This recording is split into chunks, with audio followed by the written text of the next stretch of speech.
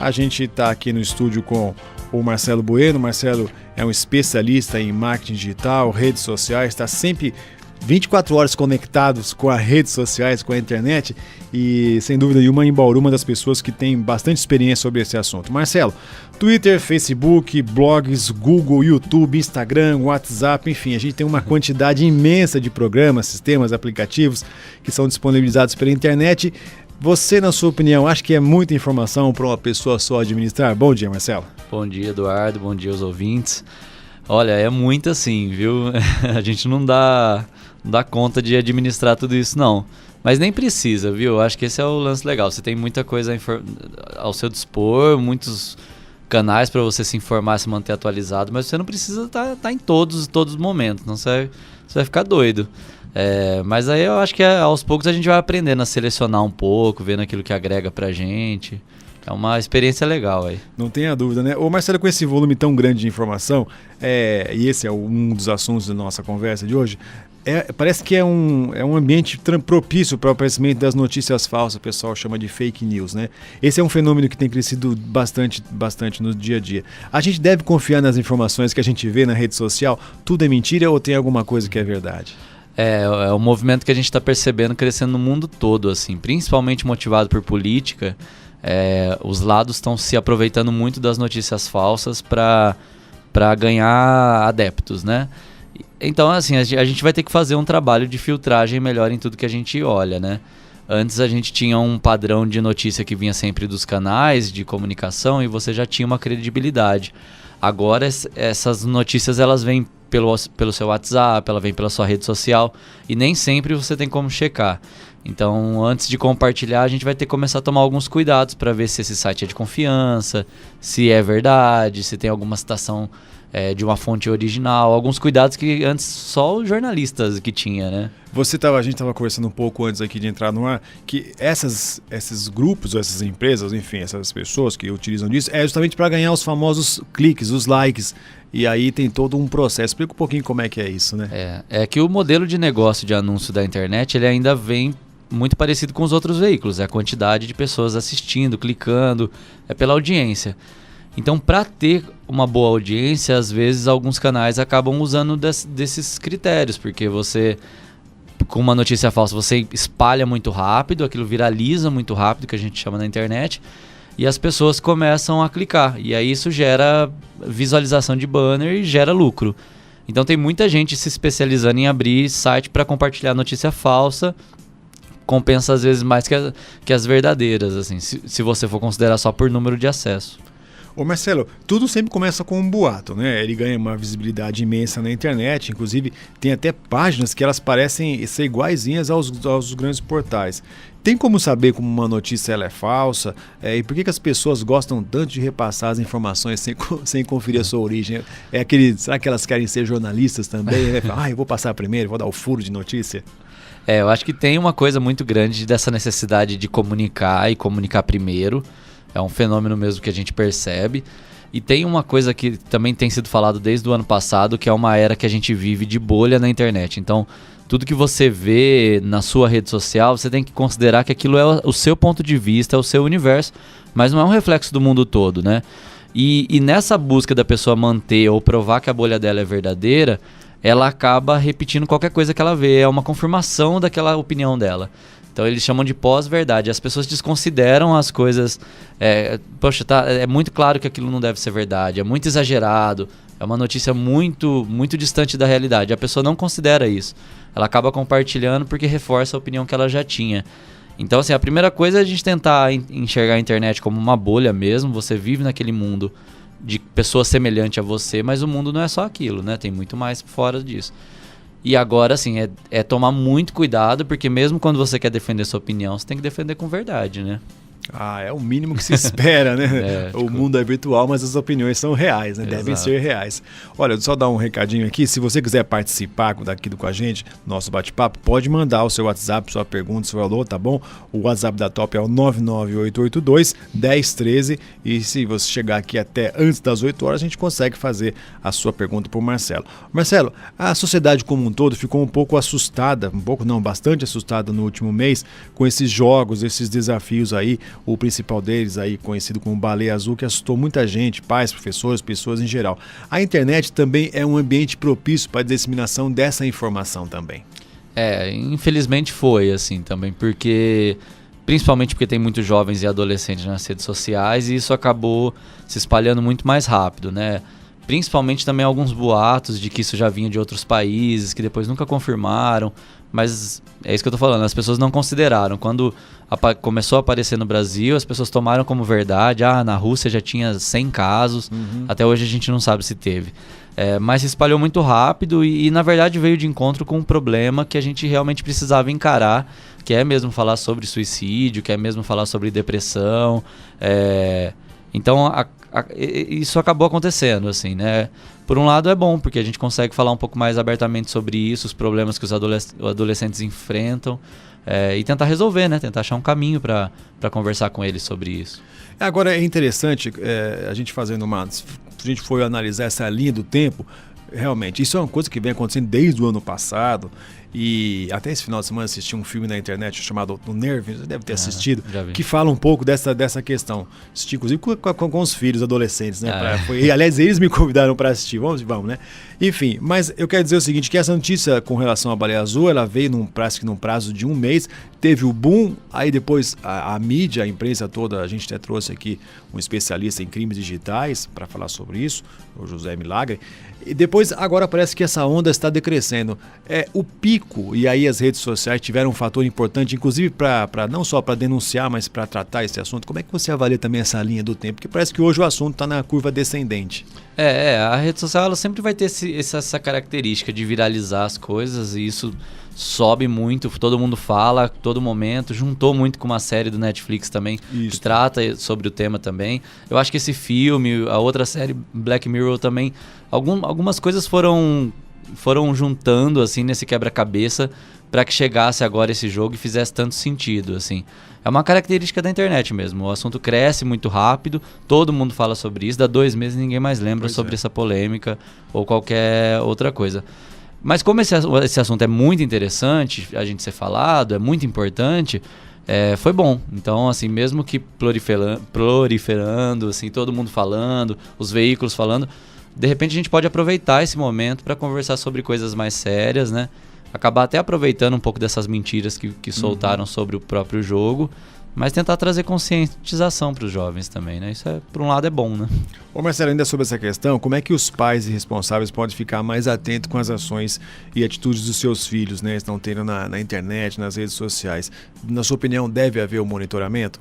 Acho que tem que haver sim. É uma coisa que eu sei que nenhum adolescente e praticamente todos os jovens não gostam, não concordam, mas é muito importante você ter noção daquilo que ele está fazendo, porque eu estava lendo também alguns textos que falam sobre isso, porque antes você tinha seu filho na rua, mas você sabia o que estava acontecendo ali, você sabia inclusive dos riscos. Agora, quando ele fica conectado, você não sabe, e a internet também ela te possibilita conversar com qualquer pessoa em qualquer parte do mundo, então você não tem certeza do que ele está fazendo, com quem que ele está comunicando, quem que está entrando em contato com ele.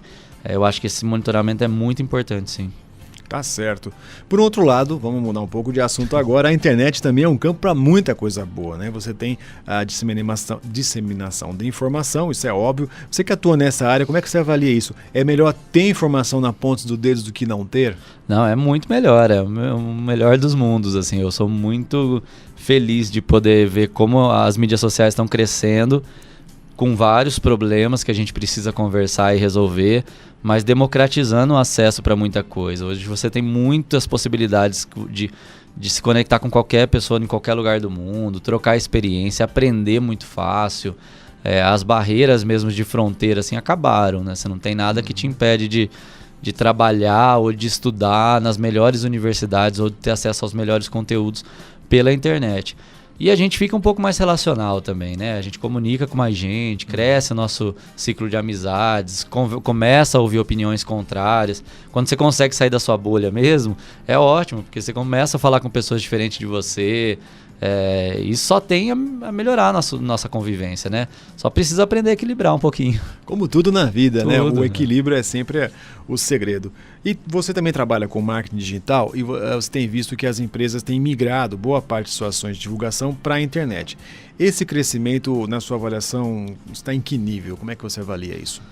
Está crescendo muito rápido, assim. Ele ainda assim, não é um fim de nada, assim. Eu acho que vai ter espaço para todos os veículos, para todas as formas de publicidade, mas está crescendo muito rápido porque, como eu disse, é muito democrático. Então você tem perfis de empresa, principalmente as micro e pequenas empresas aqui da região, que não teriam condições de fazer outro tipo de publicidade, encontram na rede uma possibilidade de vender seus produtos, falar da sua marca. Isso é muito legal. Outro ponto legal é que as marcas começam a se comunicar mais com as pessoas e o consumidor que compra pela internet ou que já acessa a internet, ele tem necessidade de conversar mais, de ter um diálogo, de ler a opinião dos outros. Então tudo isso são características da internet que fazem com que essa publicidade lá faça muito sentido, assim. E por isso que está crescendo muito rápido. Então hoje todas as empresas têm uma página. Quem não tem e acha, não, ninguém fala da minha empresa na rede social, tá enganado, porque às vezes se tiver algum problema as pessoas vão citar a sua marca, mesmo se você não está lá oficialmente. Então os donos de empresas precisam ficar atentos, porque é um caminho que não tem volta, eu acho, sabe? Vai crescer mesmo, vai equilibrar, as pessoas vão direcionar a verba para aquilo que elas acham que é mais importante, mas as pessoas vão usar bastante, assim. E é um pouco mais barato para você conseguir fazer uma boa estratégia também, né? Eu ia falar justamente isso, né? A questão do preço é um valor que tem atraído. O país vive uma recessão, muita gente não consegue mais fazer os anúncios, as ações como fazia antigamente. Mas também tem que saber fazer, né, Marcelo? Não adianta você só criar uma página e tem que ter um certo, como tudo na área de divulgação e marketing, tem que ter um certo profissionalismo. O profissional também deve estar atento com essa questão. Esse é um dos pontos também que tem que ser olhado com muito cuidado.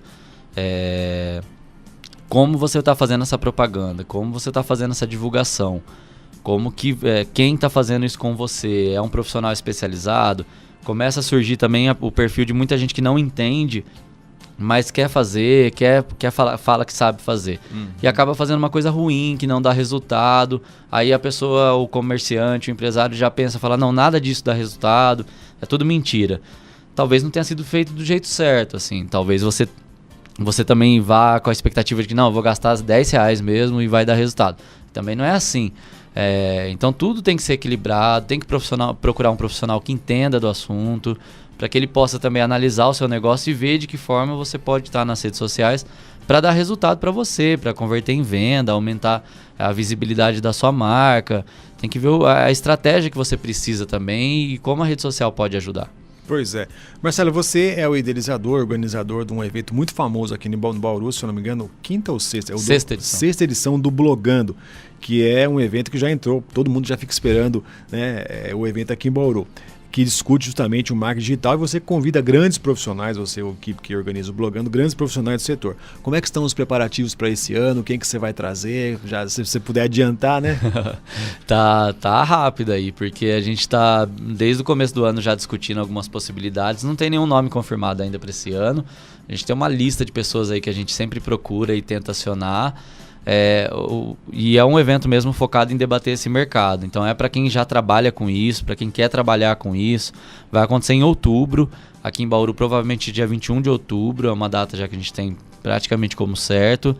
E é um dia, assim, um sábado cheio de palestras e debates para a gente poder se aperfeiçoar um pouquinho mais. Então quem já trabalha com agência, ou quem é dono de alguma marca, de alguma empresa, é importante estar lá para saber o que está acontecendo. E bom que o evento foi crescendo, a gente está com a edição agora em São Paulo, no Rio, em Salvador, em Foz do Iguaçu, porque o assunto rende muito, assim, todo mundo precisa saber um pouco mais sobre isso, e é uma ótima possibilidade para a gente levar isso com o Blogando, né? Levar esse conteúdo. Você tem pelo menos um roteiro ou uma tendência que vocês devem abordar este ano? Tem. Eu acho que é principalmente falar sobre a produção de conteúdo para as redes sociais. Esse é sempre o nosso gancho, mas esse ano acho que vem mais forte para a gente falar um pouco mais sobre a produção de conteúdo para YouTube, como fazer de uma maneira profissional. Tem um outro assunto que é muito delicado que a gente tenta trazer também, que é a falta de representatividade, às vezes, nas comunicações, machismo, racismo, esses assuntos a gente tem percebido que está muito em pauta, e como a gente é um evento que reúne profissionais de comunicação, é importante pautar isso, assim, que a sua campanha não pode ter só o mesmo perfil de pessoas. Você precisa diversificar, você precisa falar, não pode fazer uma campanha machista e colocar no ar e achar que isso está certo. Então é um espaço para educar profissionais também de alguma maneira, mas através de um diálogo, né? Um debate que a gente abre e as pessoas podem participar. Mas você falou a questão do YouTube, e tem esse fenômeno que são o aparecimento dos youtubers, né? Você tem o Whindersson aí com uma audiência de quase, até onde a gente tinha 13 milhões, 14 milhões. Você tem o pessoal do Porta dos Fundos que não precisa de televisão, depois todos eles estão na televisão. Você tem outros, esse fenômeno do youtuber, como é que você avalia? É a nova TV, né? É a TV dos jovens, assim. Se você for fazer uma pesquisa, você vai ver que adolescente e jovem já não liga mais a TV. Se eles ligam para assistir alguma coisa que passa no YouTube, ou eles assistem alguma programação da TV no YouTube. Então é natural que nesse espaço essas celebridades acabam insurgindo aí, e é uma maneira muito pessoal de comunicar, né? A forma como eles gravam, a forma como eles debatem, eles conhecem muito bem o perfil de público que eles têm, então isso na verdade casou, assim. Os jovens gostam disso, algumas pessoas perceberam essa tendência e começaram a produzir conteúdo para esses jovens, e aí a gente tem gigantes na internet com audiência gigantesca de grandes canais, porque produzem um vídeo no seu quarto, produzem um vídeo de viagem, de cozinha. Isso é muito legal mesmo, assim. É uma nova mídia, né, que surgiu, e também provavelmente não vai morrer tão cedo assim. E como você disse, é um caminho sem volta. Queira ou não queira, as pessoas vão ter que se acostumar a lidar mais com dispositivos. Eu trabalhei com tecnologia há algum tempo, logo no século passado, e dizia-se que a gente teria a informação nas pontas dos dedos. Está aí o smartphone provando que a gente tem mesmo isso. Isso é vital, né? É nosso, né? Eu acho que a gente tem que começar a falar mais sobre esse assunto. Esse espaço é muito importante. Tem os pontos negativos, mas não achar que esse ponto negativo também é suficiente para falar, não vou usar a tecnologia. Não tem como. Assim, é aprender a usar da melhor maneira, é respeitar os seus limites, não precisa estar em tudo, não precisa fazer tudo, não precisa colocar sua vida inteira lá, toma cuidado com a sua privacidade, mas aproveita o que tem de melhor, assim, porque tem muita coisa boa. É isso aí. Marcelo Bueno, aí um dos grandes homens aqui da mídia digital de Bauru. Muito obrigado, viu, Marcelo, por sua presença aqui no Bom Dia Top. Você com certeza vai voltar outras vezes, porque esse é um assunto que tem muito pano para manga. Pano para manga é uma fala do século passado. Daniel Martins me corrige sempre aqui, né? É um tema que sempre tem desdobramentos, tá certo? Muito obrigado. Bom, sei que você vai ter uma semana agitada aí, né? Bom trabalho, mais uma vez obrigado. Fica o seu bom dia aqui para os ouvintes da Top. Obrigado pela oportunidade. Bom dia, pessoal. Até uma próxima aí. É isso aí. Bom, e essa entrevista você vai poder conferir ela. A gente também está integrado, né, nas redes sociais, no nosso canal do YouTube. Daqui a pouquinho, ainda hoje, a gente tem essa entrevista. E você que não conseguiu ouvir, fala pro amigo, vai estar no canal da Top FM.